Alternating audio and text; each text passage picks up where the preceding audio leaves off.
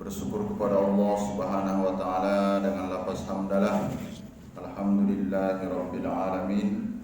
Berselawat kita kepada Rasulullah sallallahu alaihi wasallam biqaulin Allahumma shalli ala sayyidina Muhammad wa ala ali sayyidina Muhammad. Assalamu alayka ya Rasulullah. Bapak Ibu jamaah salat fardu zuhur yang dimuliakan oleh Allah Subhanahu wa taala. Kita masih melanjutkan materi yang kemarin, yaitu tentang bersyukur atas nikmat yang Allah berikan kepada kita. Di dalam Al-Quran Allah Subhanahu wa ta'ala berfirman, La in syakaratum la azidannakum wa la in kafaratum inna azabi lasadid. Jikalau kamu bersyukur terhadap nikmat yang Allah beri, niscaya Allah akan menambahnya.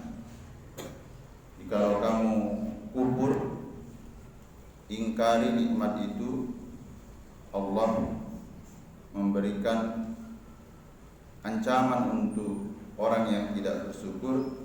Inna adzabi lasadid. Inna, sama-sama kita ketahui bahwa inna ini huruf at-taukid. Azabku, siksaanku, hukumanku amat sangat pedih sekali. Bapak Ibu jamaah yang dimuliakan oleh Allah Subhanahu wa taala, kita berharap dari rezeki-rezeki yang Allah berikan kepada kita bisa kita gunakan kepada sesuatu yang diridhoi oleh Allah Subhanahu wa taala. Mana contohnya? Ini kita melaksanakan sholat fardu zuhur secara berjamaah. Dalam rangka apa? Dalam rangka mensyukuri nikmat itu. Berarti rezeki itu muncul keberkahannya. Kalau tidak, maka rezeki itu tidak akan berkah.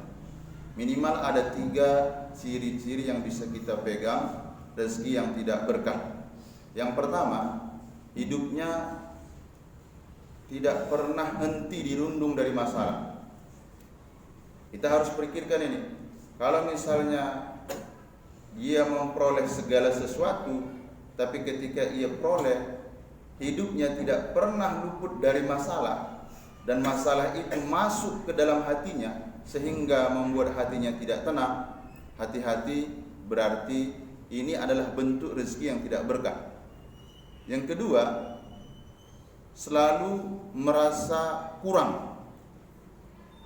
Kenapa? Karena tidak ada kepuasan batin terhadap rezeki yang Allah berikan kepadanya. Saya ada berjumpa dengan seseorang yang secara pribadi membangun masjid senilai pada saat itu 6 miliar. Terus dia tanggung seluruhnya. Hidupnya tidak terlalu panjang, sekedar 50 tahun.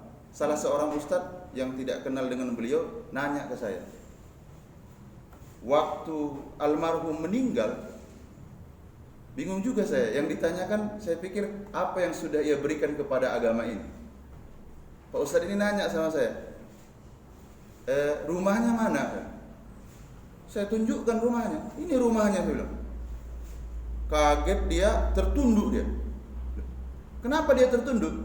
Karena masjid yang dibangun megah itu sampai memakan biaya 6 miliar, terus lagi dalam tahap pembangunan, ternyata orang yang membangunnya, rumahnya papan.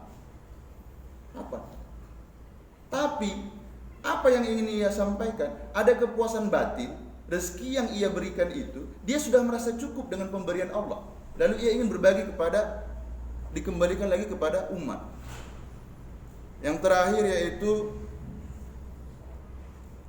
ketika seseorang itu rezekinya tidak berkah, apa ciri yang ketiga?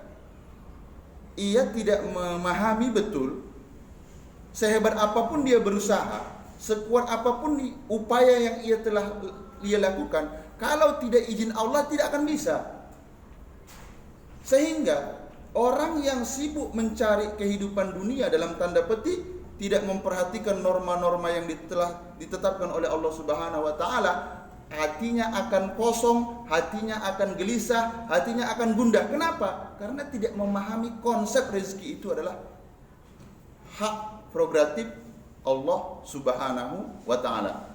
Mudah-mudahan kita yang hadir di sini termasuk Allah berikan rezeki yang berkah, yang mana rezeki itu bisa mendekatkan kita kepada Allah Subhanahu wa taala.